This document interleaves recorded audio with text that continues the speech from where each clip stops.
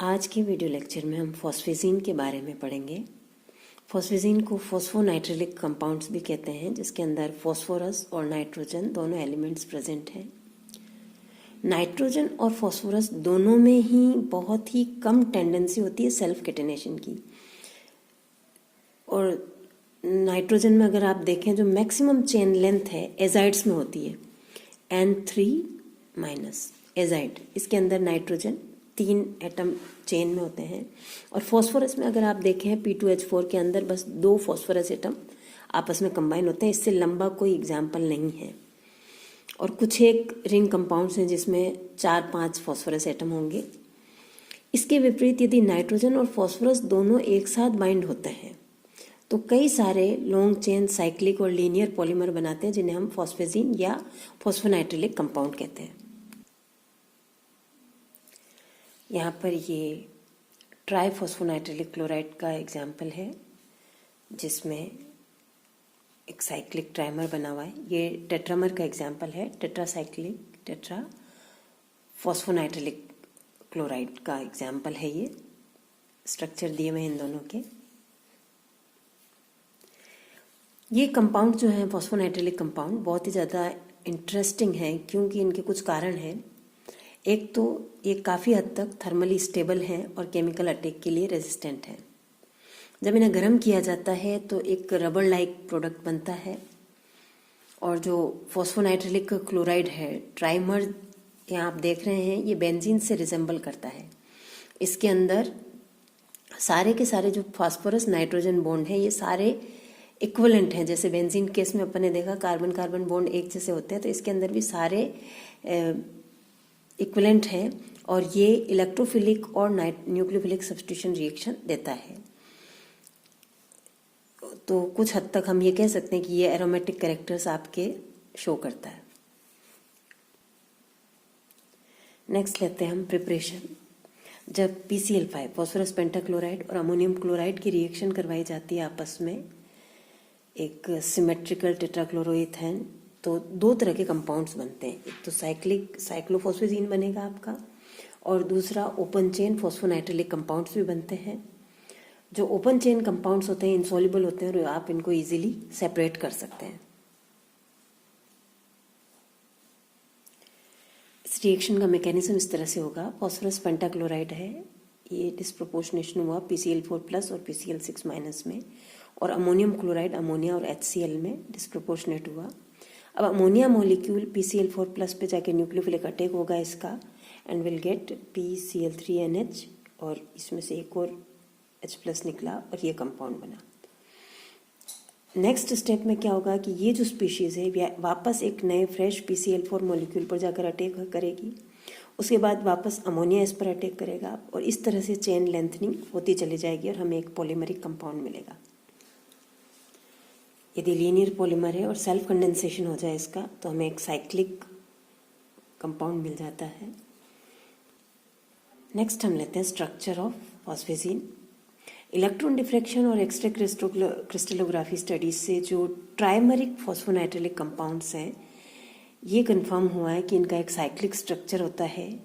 ये प्लेनर या nearly planar 6 membered ring होगी, P3N3 रिंग, जिसमें हर फॉस्फोरस से 2 क्लोरीन एटम अटैच्ड हैं।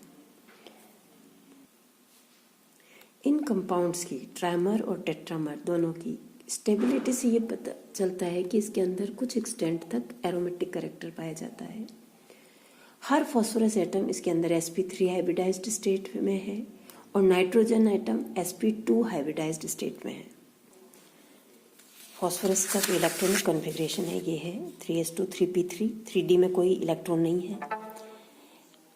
एक्साइटेड स्टेट में एक इलेक्ट्रॉन यहाँ से 3d में प्रमोट हुआ है, ये s और 3p ऑर्बिटल मिलके sp3 हाइब्रिडाइजेशन करेंगे। नाइट्रोजन का इलेक्ट्रॉनिक कॉन्फ़िगरेशन है 2s2 2p3। इसके अंदर 2s और 2p, एक ये छूट जाएगा, ये sp2 हाइब्रिडाइजेशन करेंगे। इसके अंदर भी एक अनहाइब्रिडाइज्ड p ऑर्बिटल रहेगा, और यहाँ पर भी एक अनहाइब्रिड 3d ऑर्बिटल है, उसके अंदर सिंगल एक इलेक्ट्रॉन है। यहाँ हम फॉस्फोरस में देख रहे हैं टोटल 5 बॉन्डिंग इलेक्ट्रॉन्स हैं। 4 इलेक्ट्रॉन sp3 हाइब्रिडाइज्ड ऑर्बिटल में है, जिसमें से 2 इलेक्ट्रॉन तो काम आ जाएंगे जो एडजेसेंट नाइट्रोजन हैं उनसे कोवेलेंट बॉन्ड बनाने में, जैसे ये है यहाँ पर PNN, और 2 आ जाएंगे काम क्लोरीन के साथ में कोवेलेंट बॉन्डिंग करने में। अब फॉस्फोरस के ऊपर एक अनहाइब्रिडाइज्ड डी ऑर्बिटल है जिसके अंदर 1 इलेक्ट्रॉन है, और इसी तरह से जो नाइट्रोजन है, नाइट्रोजन के ऊपर भी ये जो sp2 हाइब्रिडाइज्ड है, 1 ऑर्बिटल में तो लोन पेयर ऑफ इलेक्ट्रॉन होगा, और जो 2 सिंगल ऑक्यूपाइड ऑर्बिटल्स हैं ये एडजेसेंट फॉस्फोरस के साथ में कोवेलेंट बॉन्डिंग बनाएंगे, और एक p ऑर्बिटल इसके अंदर है अनहाइब्रिडाइज्ड जिसके अंदर 1 इलेक्ट्रॉन है। तो ये p ऑर्बिटल इसके d ऑर्बिटल के साथ में मिलके पाई बॉन्ड फॉर्मेशन करेगा, जिसको अपन डी पाई पी पाई बॉन्डिंग कहेंगे। किस तरह से होती है देखते हैं। यहाँ आप देख रहे हैं ये फॉस्फोरस का डी ऑर्बिटल है, 1 इलेक्ट्रॉन इसमें है, नाइट्रोजन का p ऑर्बिटल जिसके अंदर 1 इलेक्ट्रॉन है। ये इस तरह से पाई बॉन्डिंग फॉर्मेशन होगा और स्ट्रक्चर बनेगा। अगर अपन साइक्लिक स्ट्रक्चर बनाए तो वो इस तरह से बनेगा। ये साइक्लिक ट्राइमर का स्ट्रक्चर है। ये पाई इलेक्ट्रॉन डेंसिटी है, यहाँ पे p का d ऑर्बिटल, n का p ऑर्बिटल, वापस p का d ऑर्बिटल, इस तरह से, और ये आपका पाई इलेक्ट्रॉन डेंसिटी होगी, और इसी कारण से ये एरोमेटिक कैरेक्टर शो करेंगे। और सारे के सारे जो pn बॉन्ड लेंथ है ये बिल्कुल बेंजीन की ही तरह आइडेंटिकल होते हैं, सारे बॉन्ड लेंथ एक जैसे होंगे। इस सीरीज का जो टेट्रामर है NpCl2 ये भी साइक्लिक स्ट्रक्चर है, लेकिन इसका रिंग जो होता है प्लेनर नहीं है, पुकर्ड रिंग स्ट्रक्चर है, इस तरह से डिफॉर्म्ड है ये। यहाँ पर आप क्लियर देख रहे हैं कि जो PN बॉन्ड लेंथ है 1.60 एंगस्ट्रम, ये जो बॉन्ड एंगल है इट इज़ 119.6 डिग्री। PCl की बॉन्डिंग है 101.9 डिग्री, ये बॉन्ड लेंथ है 2.04 एंगस्ट्रम। ये स्ट्रक्चर होगा इसका ट्राइमर और टेट्रामर का। नेक्स्ट लेते हैं हम प्रॉपर्टीज़। सबसे पहले ट्राइमर की फिजिकल प्रॉपर्टीज़ की बात करें। इसका मेल्टिंग पॉइंट होगा 385 केल्विन और बॉइलिंग पॉइंट होगा 530 केल्विन। ये बेंजीन, ईथर, CCl4 इनमें इजीली सोल्यूबल है। फॉस्फोजिन जो है इरिटेटिंग है, थोड़ा टॉक्सिक नेचर होता है इनका। एसिड्स और एल्कलीज के एक्शन के लिए बिल्कुल रेजिस्टेंट होते हैं, चाहे इनको बॉयल कर लिया जाए उनके साथ में। नेक्स्ट लेते हैं हम पॉलीमराइजेशन।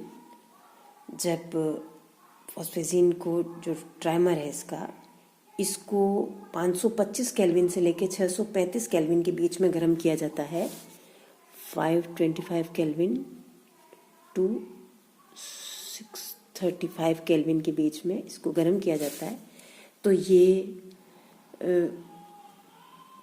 कुछ कैटलिस्ट भी इनमें काम में लिए जाते हैं और एक macrocyclic cross linked high polymer में कन्वर्ट हो जाता है। पॉलीमराइजेशन किस तरह से होता है ये देखते हैं हम। फर्स्ट स्टेप में जब आपने गर्म किया, फॉस्फोनियम आयन और क्लोराइड आयन बनना, इस तरह से चेन इनिशिएट हो गई। अब ये फॉस्फोनियम आयन एक दूसरे फ्रेश मॉलिक्यूल पर आकर अटैक करेगा और आप देख रहे हैं ये कंपाउंड बना है। यहाँ पर वापस एक नया फॉस्फोनियम आयन तैयार हो गया है। ये फिर से एक दूसरे फ्रेश ट्राइमर पर जाकर अटैक करेगा मॉलिक्यूल पर, और इस तरह से चेन आगे से आगे प्रोपेगेट होती रहेगी। टर्मिनेशन में जो ये NpCl2 था वापस Cl से कंबाइन हो गया, PCl3 बन जाएगा और चेन टर्मिनेट हो जाएगी। इस तरह से इसका पॉलीमराइजेशन होता है। नेक्स्ट लेते हैं हम nucleophilic substitution reactions of trimer. ये हमने फॉस्फोनाइट्रिलिक जो कंपाउंड है उसका ट्राइमर लिया है। इसको जब सोडियम इथॉक्साइड के साथ में गर्म किया जाता है, तो इथेनॉल और सोडियम इथॉक्साइड के साथ में इथॉक्सिक ग्रुप क्लोरीन से इजीली रिप्लेस हो जाते हैं। कैटेकोल से जब आप रिएक्शन कराएंगे तो ये इस तरह से इसका ट्राइमर बन जाएगा।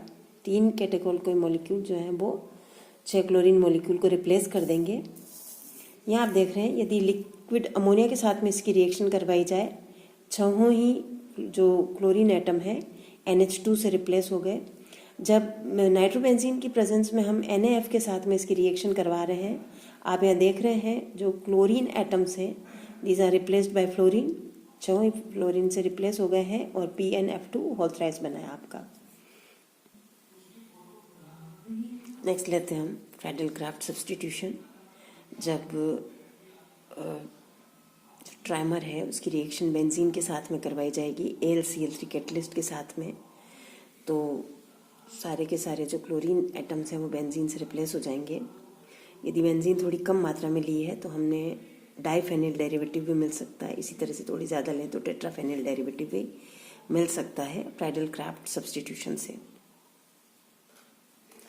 फॉस्फेजीन का हाइड्रोलिसिस करवाया जाएगा वाटर से, तो पहले हमें हाइड्रोक्सीफॉस्फेजीन मिलेगा और ये टोटोमराइज हो जाएगा। इसका और हम हाइड्रोलिसिस कराएंगे तो अल्टीमेटली हमें फॉस्फोरिक एसिड और अमोनिया प्रोडक्ट मिलेंगे।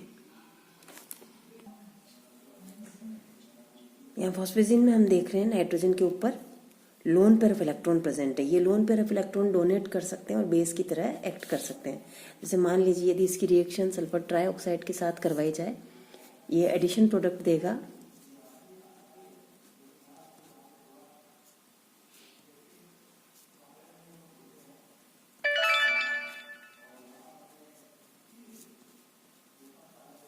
और जो नाइट्रोजन के ऊपर लोन पेयर ऑफ इलेक्ट्रॉन था ये डोनेट करके SO3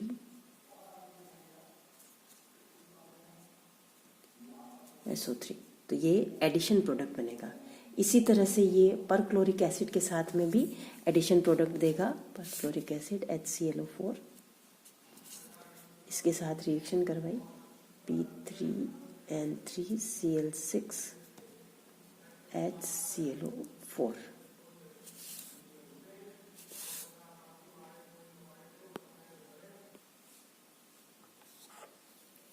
अब हम लेते हैं एप्लीकेशंस। फर्स्ट है जो फॉस्फेजीन है, ये वाटरप्रूफ फ्लेम प्रूफ फैब्रिक बनाने के काम में आते हैं और ये पेट्रोल, ऑयल, सॉल्वेंट इन सब से अनअफेक्टेड रहते हैं। दूसरा है कि ये जब हम सिलिकॉन मैन्युफैक्चर करते हैं तो एक कैटलिस्ट के रूप में काम करते हैं। तीसरा आपका है जो थिन फिल्म्स होती है पॉलीएमिनोफॉस्फेजीन की, हॉस्पिटल में काम में लिया जाता है। जो सीवियर बर्न्स और एक्सटेंसिव बाउंड्स होते हैं, घाव होते हैं, गहरे घाव, उनको ढकने के लिए, कवर करने के लिए ये काम में लेते हैं, जिससे कि आपका बॉडी फ्लूइड लॉस ना हो और कीटाणु भी दूर रहें। कुछ पॉलीमर्स जो होते हैं, जैसे ये है आपका ये फ्लोरोएल्किल ग्रुप्स हैं आपके, क्लोरीन की जगह यहाँ पे, ये जो होता है वो आर्टिफिशियल ब्लड वेसल्स बनाने के काम में आता है और आर्टिफिशियल बॉडी पार्ट्स भी इससे बनाए जाते हैं। इसी तरह से यदि यहाँ पर क्लोरीन को हमने इस ग्रुप से रिप्लेस कर दिया, ये वाला इसका जो ये पॉलीमर जो है, ये एक तो इसका बहुत ही हाइड्रोलिसिस स्लोली होता है और हाइड्रोलिसिस के बाद कोई ऐसे हार्मफुल प्रोडक्ट भी प्रोड्यूस नहीं होते। जो प्रोडक्ट्स निकलते हैं वो एनवायरनमेंट फ्रेंडली होते हैं और कोई ज़्यादा हार्मलेस प्रोडक्ट होते हैं। इसलिए हम इनको सर्जिकल थ्रेड्स बनाने के काम में लेते हैं और घाव को सिलने के लिए इन पॉलीमर के धागे बना के उनको काम में लेते हैं।